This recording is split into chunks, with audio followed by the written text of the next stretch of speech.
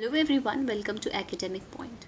The topic for today is primary market. So before starting, let us understand. Primary market is a part of capital market. Basically, capital market is divided into two parts. First is primary market, second is secondary markets. In this video, we will be discussing about primary market. First thing is meaning, second is going capital and methods of floating securities.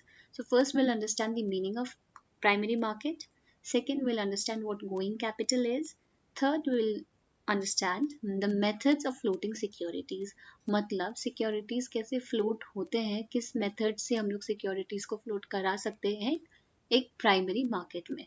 तो start करते हैं अब. Okay, the first heading is meaning. So let us understand the meaning of primary market.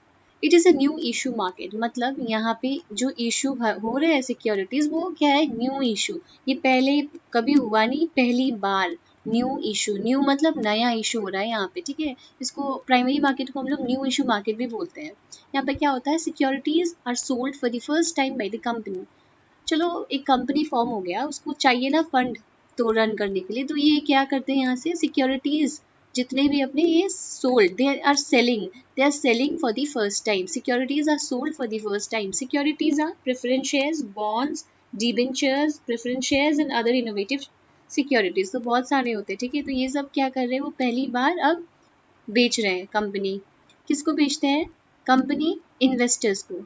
Company investors को क्या देते हैं, securities, और बदले में इन्वेस्टर्स से कंपनी को क्या मिलता है, मनी फॉर कैपिटल फॉर्मेशन. और ये जो पैसा मिल रहा है इन्वेस्टर्स से, उससे ये लोग किस किस चीज़ों पे खर्च करते हैं, बिल्डिंग, प्लांट्स, मशीनरी, कहीं पे भी लगा सकते हैं. तो सबसे पहले ये समझो कि न्यू इशू मार्केट ये सबसे पहली बार हो रहा है यहाँ पे इशू सिक्योरिटीज़ का, और ये इन्वेस्टर्स को बेचते हैं यहाँ से, ठीक है. सिक्योरिटीज़ मिलता है इन्वेस्टर्स को, और इन्वेस्टर्स कंपनी को क्या देता है, मनी फॉर कैपिटल फॉर्मेशन. इतना समझना है, ठीक है, meaning. So let's understand what going capital is. So basically इसमें ये समझना है कि जब एक प्राइमरी मार्केट में एक कंपनी क्या करता है, वो company goes directly to the investors. मतलब पैसों के लिए कंपनी कहाँ जाता है, किसके पास, इन्वेस्टर्स के पास. बस ये चीज़ ध्यान रखना. जो सेकेंड पॉइंट है, the primary market does not include finance in the form of loan from financial institutions. ये जो प्राइमरी मार्केट है ना, वो लोन नहीं लेता है किसी भी फाइनेंशियल इंस्टीट्यूशन से, ठीक है. क्या करता है, वो directly goes to the investors. ये समझो कि वो डायरेक्टली इन्वेस्टर्स के पास जा रहा है, पर वो लोन लेने किसके पास नहीं जा रहा, फाइनेंशियल इंस्टीट्यूशंस के पास नहीं जा रहा. क्योंकि when loan is issued in the form of financial institution, it implies converting private capital to public capital. क्योंकि जब ये अगर फाइनेंशियल इंस्टीट्यूशन से लोन ले लेगा, तो ये क्या इम्प्लाई करता है कि जो इसका प्राइवेट कैपिटल है ना, वो पब्लिक कैपिटल हो गया, ठीक है. यही समझना है. Primary market goes directly to the investors. Investors से रिलेटेड है डायरेक्ट. प्राइमरी मार्केट में क्या होता है, फाइनेंशियल इंस्टीट्यूशंस के पास नहीं जाते लोन लेने, और जब जाते हैं इसका मतलब क्या होता है, प्राइवेट कैपिटल पब्लिक कैपिटल बन रहा है. और ये प्रोसेस जो है, converting private capital to public capital, इसको ही कहते हैं हम लोग गोइंग कैपिटल, ठीक है. The process of converting private capital to public capital is known as going capital. So यही है ये चीज़. फाइनेंशियल इंस्टीट्यूशन से नहीं लेते लोन, ले लिया तो कन्वर्ट हो गया प्राइवेट कैपिटल पब्लिक कैपिटल में, और इसी प्रोसेस को कहते हैं going capital. Next topic is methods of floating securities. मतलब जितनी भी सिक्योरिटीज है वो कैसे फ्लोट होते हैं प्राइमरी मार्केट में, ये समझते हैं, ठीक है.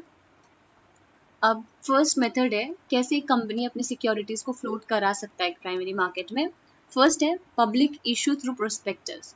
ये प्रोस्पेक्टस अगर आप देखोगे तो मतलब याद होगा आपको कि आप किसी भी कॉलेज या फिर किसी भी इंस्टीट्यूट या कहीं भी अगर आप जाते हो एडमिशन लेने के लिए, कि वो आपको एक प्रोस्पेक्टस थमा देता है. उस प्रोस्पेक्टस में क्या होता है कि वो जिस इंस्टीट्यूशन में आप जा रहे हो उसके बारे में सब कुछ लिखा रहता है ना, इन्फॉर्मेशन रहता है उसका. तो इसी तरह से आप जब एक कंपनी अपना एक प्रोस्पेक्टस इशू कर रहा है, किसको कर रहा है, पब्लिक को कर रहा है. पब्लिक इशू जो लिखा है यहाँ पे, तो क्या होता है इस प्रोस्पेक्टस में डिटेल इन्फॉर्मेशन रहता है, किस पर्पस से वो बना हुआ है.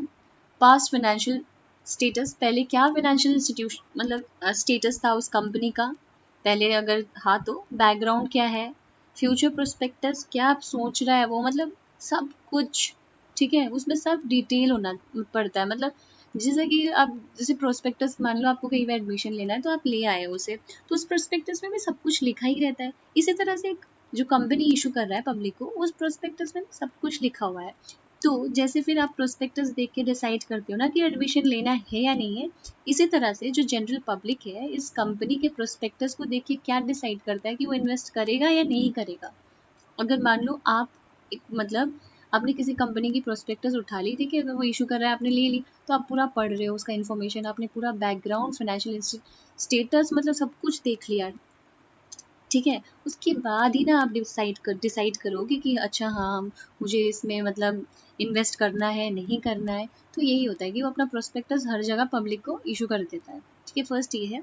सेकेंड है आपका ऑफर फॉर सेल।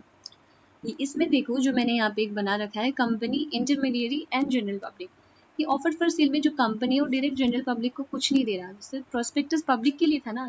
ये क्या है ऑफर फॉर सेल, कंपनी पहले एक ब्रोकर को दे रहा है, मिडल मैन, इंटरमीडिएट, फिर उसके बाद जनरल पब्लिक को जा रहा है। जो इंटरमीडिएरी है वो फेस वैल्यू पे शेयर्स खरीदता है और जनरल पब्लिक को हायर प्राइस पे बेचता है। बहुत मतलब दिस इज वेरी कॉमन। अगर वो ले रहा है तो ऑब्वियसली बेचेगा तो ऑब्वियसली प्रॉफिट में ही बेचेगा ना, नहीं तो क्यों ही बेचेगा वो, उसको कुछ प्रॉफिट चाहिए, प्रॉफिट शेयर। तो जब वो कंपनी से खरीदता है वो एकदम होल लॉट में खरीदता है, एक दो ऐसे नहीं खरीदता, वो होल लॉट में खरीदता है, फेस वैल्यू पे खरीदता है वो, ठीक है। ऐसे लॉट पे खरीदा है तो फेस वैल्यू पे खरीदेगा। उसके बाद जो इंटरमीडिएट जो जनरल पब्लिक को देता है ना, वो क्या करता है, वो हायर प्राइस पे बेचता है। मानो 10 का है तो वो 12 में बेचेगा, उसकी मर्जी, वो जितने भी बेचे जनरल पब्लिक को, ठीक है, वो प्रॉफिट में बेचता है।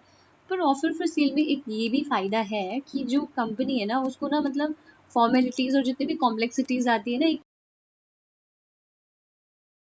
ये कॉम्प्लेक्सिटीज और फॉर्मेलिटीज रहते हैं ना कंपनी की, उससे ना कंपनी बच जाता है ऑफर फॉर सेल में, ठीक है। क्योंकि वहाँ पे कंपनी किसको, ब्रोकर को दे रहा है, ब्रोकर फिर जनरल पब्लिक को देता है। तो इसमें समझते हैं ये प्राइवेट प्लेसमेंट्स जो सबसे ऊपर में लिखा है, ठीक है। अब इसको समझते हैं कि प्राइवेट प्लेसमेंट्स होता क्या है। प्राइवेट प्लेसमेंट्स में जो कंपनी है सबसे पहले इंटरमीडिएरी को बेचता है अपने जितने भी सिक्योरिटीज जो नया वो इशू कर रहा है। फिर उसके बाद ना क्या होता है कि इंटरमीडिएट मतलब जो ब्रोकर्स है वो किसको देते हैं, सिलेक्टेड क्लाइंट्स को। ऑफर फॉर सेल में आप देखो कि it's for the general public, okay, through broker it goes to the general public, but here in private placements what happens is company is giving its, it's selling its whole lot of shares to the brokers, and these brokers what they do is they approach to their मतलब selected clients. They are not going for the general public, they choose to go for the selected clients. So they go to selected clients. So examples of selected clients are UTI, LIC, GIC, etc. So another thing which is important is company sells its shares to intermediary for a fixed price and they sell it to selected clients. तो ये जो selected clients क्या होते हैं, these are reputed clients, ठीक है। ये ऐसे वैसे कुछ clients नहीं होते, these are reputed clients. They actually prefer to buy the security from intermediary. तो ये क्या होते हैं कि they are actually preferring it to buy from intermediary. So the whole this private placement, it is there in its name, okay. private मतलब ही समझो ना आप, वो private है, किसी मतलब general public को नहीं दे रहा, it's very private, from company to intermediary, from intermediary to selected clients, and these are UTI, LIC, etc etc. Company to intermediary एक फिक्स्ड प्राइस पे होता है, ठीक है। ये क्या करते हैं, एक फिक्स प्राइस पे देते हैं। और उसके बाद second step, it means this intermediaries, they are selling the securities not to the general public but to selected clients at a higher price because even they need profits, right? So the next thing is right issue. So let us understand what right issue is.